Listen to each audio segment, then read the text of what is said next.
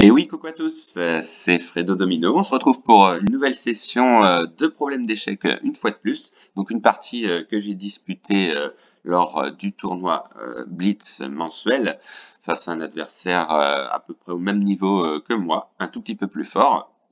Donc là, on arrive au 26e coup de la position et c'est aux blancs de jouer. Et les blancs vont essayer de me tendre un piège. On va voir ça ensemble. Ils vont jouer. Donc la partie est gagnée pour moi, hein. Vous allez voir pourquoi par la suite. Un très joli mat, voilà, à mon adversaire. Donc dans cette position, les blancs jouent cavalier F6, faisant échec. Donc là, il ne faut surtout pas prendre le cavalier avec le pion, sans quoi, on va le voir tout de suite. Il va y avoir un mat. Donc si on prend du pion, il y aura tout simplement mat en un coup avec la dame. Donc, il ne faut pas prendre le cavalier. Voilà, le fou bloque l'éventuelle case de fuite ici. Donc, sur cavalier échec, aucun risque. Il n'y a pas de menace de fourchette ou de choses comme ça. Je vais tout simplement faire roi F8. Ensuite, les blancs jouent. Coup suivant et retente un échec. Donc, avec cavalier H7. Donc là, même chose. Je sais qu'il n'y aura pas d'échec potentiel si je me mets sur la case E7, chose que je fais. Voilà.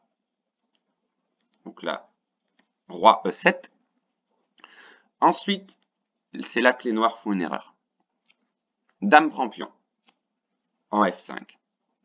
Avec des menaces très dangereuses, avec voilà, une succession d'échecs et pourquoi pas un réseau de maths, chose que je n'ai pas analysé. Mais là, voilà l'énorme erreur, voilà, qui peut toujours être utile dans une partie, même contre des joueurs beaucoup plus forts, hein. Il suffit d'une déconcentration adverse pour remporter la partie.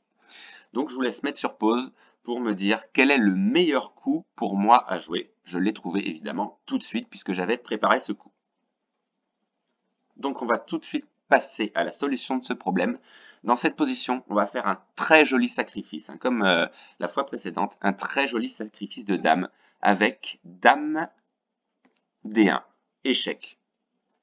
Le roi n'a plus la case de fuite ici. Pourquoi? Parce qu'elle est contrôlée par le fou. Et voilà, c'est ça en fait le piège que j'ai tendu à mon adversaire. Donc, qu'une seule possibilité pour mon adversaire, pour parer le premier échec, c'est tour prend. Et ensuite, je reprends avec la tour D1, échec et mat. Voilà, un magnifique tableau de maths qui peut toujours être utile dans une partie. Voilà, j'espère que vous avez apprécié cette analyse et je vous dis donc à très vite.